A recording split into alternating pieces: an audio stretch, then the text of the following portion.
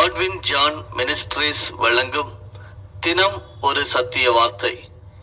இந்த ஆடியோ நிகழ்ச்சிக்கு உங்களை அன்புடன் வரவேற்கிறோம்.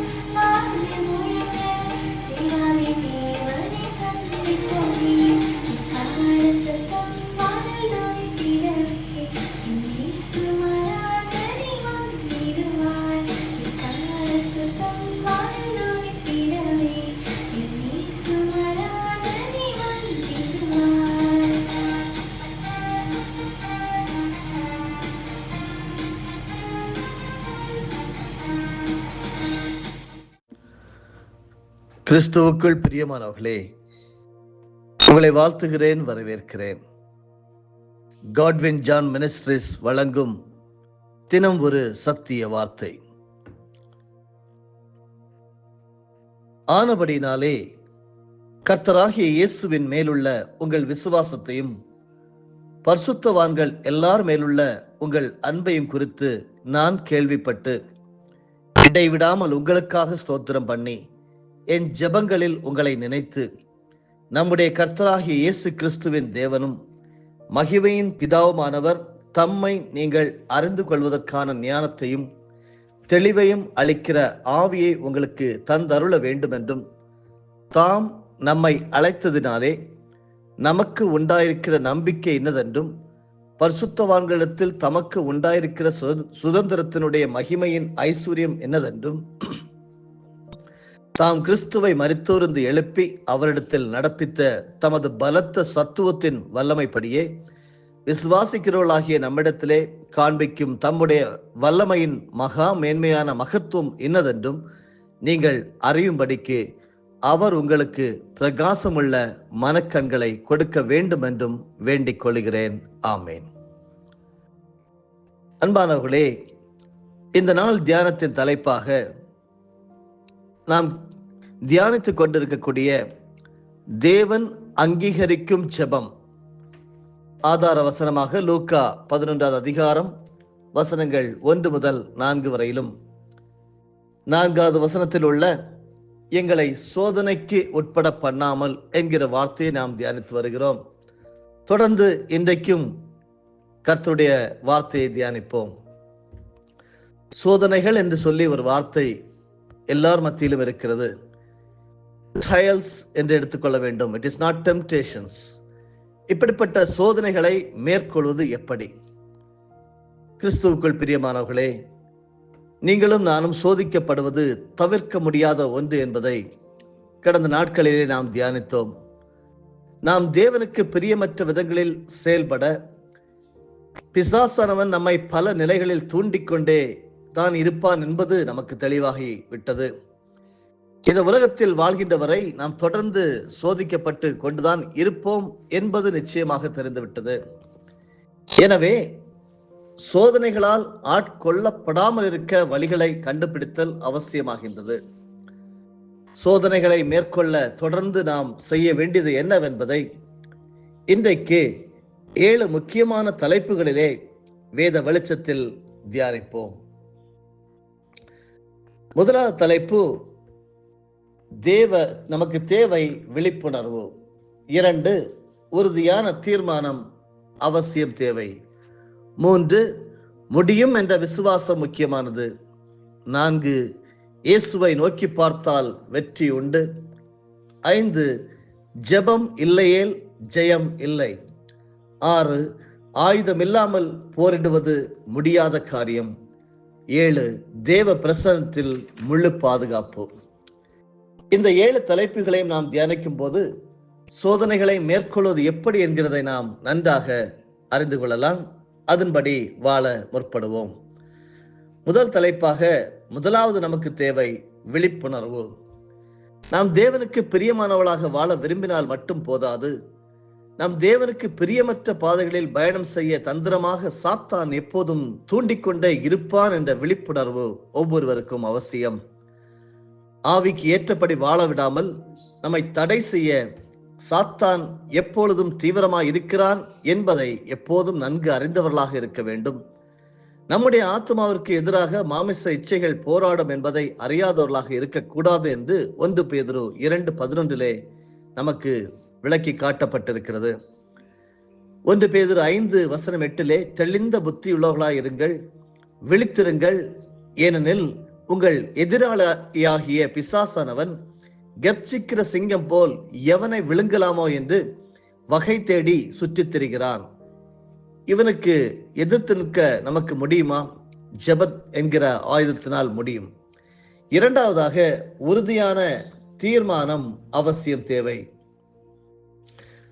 கிறிஸ்தவர்களுக்கு ஆவிக்குரிய வாழ்க்கை என்பது மிகவும் திட்டமிடப்பட்ட, ஒழுங்கு மிகுந்த ஒன்றாக இருக்க வேண்டியது மிக முக்கியமானது. ஏதோ ஆவிக்குரிய வாழ்க்கையை வாழ்கிறோம் என்பது அல்ல. இந்த உலகத்தில் தேவனுக்கு பிரியமானவளாக வாழ்வது என்பது வாழ்க்கையின் பிரதான நோக்கமாய் இருத்தல் வேண்டும். அப்படி என்றால் எந்த சூழ்நிலையிலும் நாம் தேவனுக்கு பிரியமானதை எப்படி சிரமப்பட்டாகிலும் செய்துவிட வேண்டும் என்ற ஆக்கப்பூர்வமான தீர்மானம் தேவை. அவ்விதமாக தீர்மானம் எடுத்து வாழ முடியுமா அல்லது முடியாதா என்பது 2வது பிரச்சனை. முதலாவது, அப்படிதான் வாழ வேண்டும் என்ற உண்மையான விருப்பம் நமக்கு இருக்கிறதா என்பதே முக்கியம். பைபிள் காலங்களிலே, பழைய ஏற்பாட்டிலே யோசேப்பு, தானியேல் போன்றவர்கள் அவ்விதமான ஒரு திடமான விருப்பத்தையும் தீர்மானத்தையும் வாழ்க்கையில் கொண்டிருந்தார்கள். எனவேதான் அத்தகைய தீர்மானத்தினை சார்ந்து வாழ்வதற்கு இயலாத எதிர்மாறான சூழ்நிலைகளில் வைக்கப்பட்ட போது தேவ பலம் அவர்களிடம் செயல்பட்டு பெரிய காரியங்களை சாதிக்க முடிந்தது. 3வதாக, சோதனைகளை மேற்கொள்வது எப்படி என்கிறதை நாம் பார்த்தோம் என்றால் 3வது தலைப்பு, முடியும் என்ற விசுவாசம் முக்கியமானது. சோதனைகள் உண்டு, ஆனால் நாம் அதற்குள் விழாதிருக்க இயலும். நமக்கு எதிராக இச்சைகளும் பிசாசானவரின் தந்திரமான நடவடிக்கைகளும் தொந்தரவுகளை கொண்டு வரதான் செய்யும். ஆனாலும் அவைகளால் நாம் பாதிக்கப்படாமல் நம்மை பாதுகாக்க இயலும். சாத்தியமற்ற சூழ்நிலைகளை நாம் அவ்வப்போது சந்திக்க நேரிடும். ஆனாலும் நான் எப்படி வாழ வேண்டும் என்று முடிவெடுத்தனோ அதன்படி வாழ்வது சாத்தியமற்றதாக போய்விடாது. இத்தகைய உறுதியான விசுவாசத்தை பரிசுத்த வேதாகமம் நமக்கு தருகின்றது. பல்வேறு தேவனுடைய மனிதர்களின் அனுபவங்கள் வழியாக அதனை உண்மை என்று வேதம் நிரூபிக்கின்றது. அங்கே நாம் சூழ்நிலைகளை அல்ல, வேதம் சொல்வதை தான் கவனித்து அதனை விசுவாசிக்க வேண்டும். வசனத்தை நம்ப வேண்டும். யோசேப்பின் சூழ்நிலைகள் முற்றிலுமாக பாவத்திற்குள் ஒருவனை மூழ்க செய்வதற்கு ஏதுவானவை. ஆனாலும் பாவம் செய்யாமல் தன் பரிசுத்தத்தை அவனால் காக்க முடிந்தது. எனவே நாமும் சோதனைகளை மேற்கொண்டு பரிசுத்தமாக வாழ இயலும் என்ற விசுவாசம் முதலாவது தேவையாகின்றது. 4வது தலைப்பாக, சோதனைகளை மேற்கொள்வது எப்படி என்றால் இயேசுவை நோக்கி பார்த்தால் வெற்றியுண்டு. அன்பானவர்களே, நாம் சோதனைகளை மேற்கொள்ள முடியும் என்று மட்டும் வேதம் சொல்லவில்லை. இயேசு கிறிஸ்துவை அதற்கு சாட்சியாக, மாதிரியாக நமக்கு காண்பிக்கின்றது. நம்மை போன்ற மனுஷ சரீரத்தில் தான் இயேசு இந்த உலகத்தில் வாழ்ந்தார். இன்று நாம் சந்திக்க நேரிடுவதை போன்ற அனைத்து வித பாவ சோதனைகள் அவருக்கு எதிராகவும் வரவே செய்தது. ஆனால் இயேசுவோ எல்லாவற்றையும் மேற்கொண்டு பாவமற்றவராக நின்று வெற்றி சிறந்தார். எபிரேயர் 4:15 எல்லாவற்றிலும் நம்மை போல் சோதிக்கப்பட்டும் பாவம் இல்லாதவராய் இருக்கிற பிரதான ஆசாரியரே நமக்கு இருக்கிறார் என்று இயேசுவை குறித்து நமக்கு கற்றுத்தரப்படுகிறது. இயேசு சோதனைகளை மேற்கொண்டார். எனவே நாமும் மேற்கொள்ள முடியும். இயேசுவை சாத்தான் பல விதங்களில் சோதித்தான். ஆனாலும் பிசாசானவன் அவருடைய விஷயத்திலே வெற்றி பெறவில்லை. எனவே நம் விஷயத்திலும் அவன் நாம் வெற்றி பெறாமல் அவனை தோல்வியுற செய்ய முடியும்.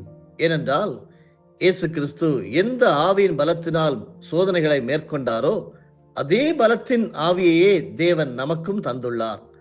அனுதினமும் அவரை கவனிக்கிற, அவரை உற்று நோக்குகின்ற அனுபவங்கள் நமக்கு இருந்தால் நாமும் வெற்றியாக வாழ்வதற்கு எதுவும் தடையாக இருக்காது. 5வது தலைப்பாக சோதனைகளை மேற்கொள்வது எப்படி என்று பார்க்கும்போது, ஜெபம் இல்லையேல் ஜெயம் இல்லை. பிரியமானவர்களே, நமக்கு உறுதியான தீர்மானம் மட்டும் போதாது. இயேசுவை போல நாமும் சோதனைகளை மேற்கொள்ள முடியும் என்ற விசுவாசம் மட்டும் போதாது. இவைகளை சக்தியூட்டி செயல்படுத்த தேவையான அஸ்திபாரமிக்க உறுதியான ஜெப வாழ்க்கை மிக மிக அவசியம். ஆசையும் ஆர்வமும் மட்டுமல்ல, அவைகளை ஆவணை செய்ய அவசியமான ஆவிக்குரிய வல்லமையை ஒவ்வொரு நாளும் மணிக்கணக்கில் ஜெபித்துதான் நாம் பெற்றுக்கொள்ள முடியும். ஏனென்றால் மத்தேயு 26:41 சொல்லப்பட்டிருக்கிறது, நீங்கள் சோதனைக்கு உட்படாதபடிக்கு விழித்திருந்து ஜெபம் பண்ணுங்கள், ஆவி உற்சாகம் உள்ளதுதான், மாம்சமோ பலவீனம் உள்ளது. இது இயேசு கிறிஸ்து தன்னுடைய சீஷர்களுக்கு சொன்ன ஒரு வார்த்தை. இயேசு சொன்ன அந்த வசனத்தை தினமும் நாம் கருத்துடன் கவனிக்க வேண்டியது மிக மிக அவசியம். இயேசு கிறிஸ்துவினிடத்தில் பரிசுத்த ஆவி அளவில்லாமல் அபரிதமாக இருந்தது. ஆனாலும் அவர் இரவும் பகலும் இடைவிடாமல் ஜெபித்ததின் வழியாகத்தான் அந்த பரிசுத்த ஆவியின் பலத்தை அனுதின வாழ்க்கையில் பெற்று எல்லா சோதனைகளின் மேலும் வெற்றி பெற முடிந்தது. உயர்ந்த நோக்கங்களும் மிகுந்த ஆவிக்குரிய ஆர்வங்களும் நமக்கு அவசியம். ஆனால் அவைகள் தேவ சக்தியால் தினமும் உயிரூட்டப்பட வேண்டும். அப்போஸ்தலனாகிய பேதுருவுக்கு எப்படியாவது இயேசுவுக்கு பின்னே செல்ல வேண்டும் என்ற ஆர்வம் இருந்தது. அது மிகுந்த பாராட்டுக்குரியது. ஆனாலும் ஜெபம் இல்லாத அவருடைய ஆர்வம் முதல் கட்டத்திலேயே தோல்வி அடைந்தது. 6வது தலைப்பாக ஆயுதம் இல்லாமல் போரிடுவது முடியாத காரியம். எபேசியர் 6:11 படிக்கிறோம், பிசாசின் தந்திரங்களோடு எதிர்த்து நிற்க திராணி உள்ளவர்களாகும்படி தேவனுடைய சர்வாயுத வர்க்கத்தையும் தரித்துக் கொள்ளுங்கள் என்று வேதம் நமக்கு கட்டளையிடுகிறது. அன்பானவர்களே, தேவனுடைய நாமத்தை மகிமைப்படுத்துவதே நம்முடைய வாழ்க்கையின் முக்கியமாக நோக்கமாக இருக்க வேண்டும் என்று முதல் அத்தியாயத்திலே நாம் இந்த ஆண்டவருடைய பரலோக ஜெபத்திலே பரமனங்கிற எங்கள் பிதாவே என்கிற பகுதியை நாம் கேட்டோம் என்றால் நாம் அதை பார்த்தோம். ஆனால் அந்த விதமான நோக்கத்தோடு வாழ்ந்து காட்டுவது சாதாரண ஒரு காரியம் அல்ல. அங்கே போர் வீரனை போன்ற முழுமையான அர்ப்பணிப்பின் அனுபவம் மிகவும் அவசியம். இயேசு கிறிஸ்துவுக்கு நல்ல போர் சேவகனாய் தீங்கு அனுபவிப்பதே கிறிஸ்தவ வாழ்க்கை என்று அப்போஸ்தலனாகிய பவுல் 2 தீமோத்தேயு 2:3 சொல்லியிருக்கிறார். போர் சேவகன் என்றால் அவனுக்கு அர்ப்பணிப்பு மட்டும் போதாது, அதனை நிறைவேற்ற தகுதியான ஆயுத பலமும் தேவை. இன்று அநேக நல்ல இருதயங்கள் கிறிஸ்துவுக்காக உண்மையாக வாழ வேண்டும் என்ற ஆர்வத்தை கொண்டிருக்கின்றன. ஆனாலும் அங்கே வெற்றி இல்லை. ஆர்வங்கள் நிறைவேறாமல் சோதனைக்கு உட்பட்டு சோர்ந்து போகின்றன. என்ன காரணம்? போராடும் ஆயுதம் இல்லை. வேத வசனமாகிய ஆவியின் பட்டயத்தை எடுத்துக்கொள்ளுங்கள் என்று பவுல் அப்போஸ்தலரின் ஆலோசனையை கட்டாயமாக நாம் கடைபிடிக்க வேண்டும். எபேசியர் 6:17 தேவனுடைய வசனமாகிய ஆவியின் பட்டத்தை எடுத்துக்கொள்ள வேண்டும். வேத வசனங்களோட நல்ல பழக்கம்தான் நாம் சாத்தானை மேற்கொள்வதற்கு தேவையான வல்லமையான ஆயுதம். நாம் பல வாக்குத்தத்தமான அதிகாரமிக்க வசனங்களை மனப்பாடம் செய்து வைத்திருப்பதனால் அது ஒரு ஆயுதமாகிவிடாது. அல்லது பல வேதாகம கல்லூரிகளில் படித்ததினால் திரண்ட வேதாகம அறிவும் ஆயுதமாகிவிடாது. வேதத்தை நன்கு புரிந்து கொள்வதும் வேத தியானத்தின் வழியாக ஆவியில் பலப்படுகின்ற அனுபவமே ஆயுதமாக மாற முடியும். அதாவது தினமும் வேதத்தை கருத்தாக தியானித்து தேவனோடு சஞ்சரிக்கின்ற அனுபவத்தை பெற வேண்டும். வெறும் வசனங்களை கையாளுவதல்ல, வசனங்களை தேவன் உயிரூட்டி நமக்கு காண்பிக்க வேண்டும். அப்பொழுதுதான் சாத்தானை வெற்றியாக வீழ்த்த முடியும். வனாந்தரத்தில் சாத்தான் இயேசுவை சோதித்த போது அவர் வேத வார்த்தைகளின் வழியாகத்தான் அவனை முறியடித்தார். தினமும் தேவ சமூகத்தில் தேவ ஆவியின் உயிரோட்டத்துடன் வேத வார்த்தைகளை அவர் நன்கு அறிந்திருந்ததால் சாத்தானை துரத்தத்தக்கதான சரியான வசன ஆயுதத்தை அவர் பிரயோகிக்க முடிந்தது. சாத்தான் சங்கீதம் 91 உள்ள வசனத்தை சுட்டி காட்டிய போது ஆமா, அதுவும் சரிதானே என்று சாத்தானுக்கு ஏற்றபடி தாளம் போடவில்லை இயேசு. அந்த வசனம் அப்படி இருந்தாலும் கூட வேறொரு வசனம் அவருக்கு நினைவில் உடனே வந்தது. எனவே அதனை சுட்டிக்காட்டி இப்படியும் எழுதியிருக்கிறதே என்று சொல்லி சாத்தானின் வஞ்சக நோக்கத்தை உடைத்தெறிய இயேசுவால் முடிந்தது. அதுவே ஆவியினால் வேதத்தை புரிந்து கொண்டதின் வெளிப்பாடு. அன்பானவர்களே, கடைசியாக சோதனைகளை மேற்கொள்வது எப்படி என்று 7வது தலைப்பாக தேவ பிரசனத்தில் முழு பாதுகாப்பு. நாம் தினமும் தேவனோடு உள்ள ஐக்கியத்தை உணர்கின்ற அனுபவம் அவசியம். கர்த்தர் நம்மோடு இருக்கின்றார் என்ற பொதுவான கண்மூடித்தனமான நம்பிக்கையிலேயே காலத்தை கழிக்க கூடாது. தேவன் நம்மோடு இருப்பதை நாம் அறிந்து கொள்ளத்தக்க விதத்தில் தம்மை நமக்கு வெளிப்படுத்துகிறார் என்ற உண்மையை நன்கு அறிந்திருக்க வேண்டும். தேவன் நம்மோடு இருப்பது நாம் ஆவியில் வெளிப்படுத்தும் போது உள்ளான நிலையில் ஒரு எல்லையற்ற சமாதானம், நம்பிக்கை உணர்வு, கதகதப்பு ஆகியவற்றை நாம் உணர முடியும். இந்த அனுபவம் நம்மிடம் இருக்கும்போது பிசாசானவரின் எந்த ஒரு சோதனையும் நம்மை அணுக முடியாது. போதுமான அளவு ஜெப வாழ்க்கை, தாகம் நிறைந்த வேத தியான வாழ்க்கை, தேவனுக்குரிய காரியங்களை எல்லா நேரங்களிலும் சிந்தித்தல், தேவன் தன்னோடு இருப்பதை உள்ளத்தில் சாட்சி இடுகின்ற உணர்வுகளை பெற வாஞ்சித்தல், அவ்வப்போது வாழ்க்கையை தேவ சமூகத்தில் வெளிப்படரோடு ஆராய்ச்சி செய்தல் ஆகிய காரியங்களை தொடர்ந்து பழக்கமாக்கி கொண்டால் தேவன் நம்மோடு இருப்பதை நிச்சயப்படுத்துகின்ற உணர்வாகிய தேவ பிரசனத்தை அனுபவிக்க முடியும். மோசே, உம்முடைய சமூகம் என் முன் செல்ல வேண்டும் என்று தேவனிடம் கெஞ்சினான். தாவீது, உம்முடைய முகத்தை பிரசனத்தை மறைத்துக் கொண்ட போது கலங்கினவன் ஆனேன் என்று கதறினான். அப்படி கதறியவர்களாக நம்மை அர்ப்பணிப்போம். ஒரு நாளும் சோதனை நம்மை மேற்கொள்ள முடியாது. எங்களை சோதனைக்கு உட்பட பண்ணாமல் என்கிற வார்த்தை நமக்கு உதவி செய்கிறது. ஆமேன். அன்பு ஆண்டவரே, நாங்கள் கேட்ட சத்தியத்தை தொடர்ந்து எங்களுக்கு கற்றுத்தாரும். அப்படியே வாழ உதவி செய்யும். இயேசு கிறிஸ்துவின் மூலமே ஜெபிக்கிறோம் நல்ல பிதாவே. ஆமேன்.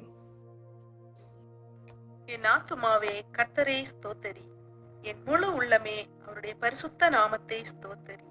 என் ஆத்துமாவே கர்த்தரை ஸ்தோத்தரி, கர்த்தர் செய்த சகல உபகாரங்களையும் மறவாதே. ஆமேன்.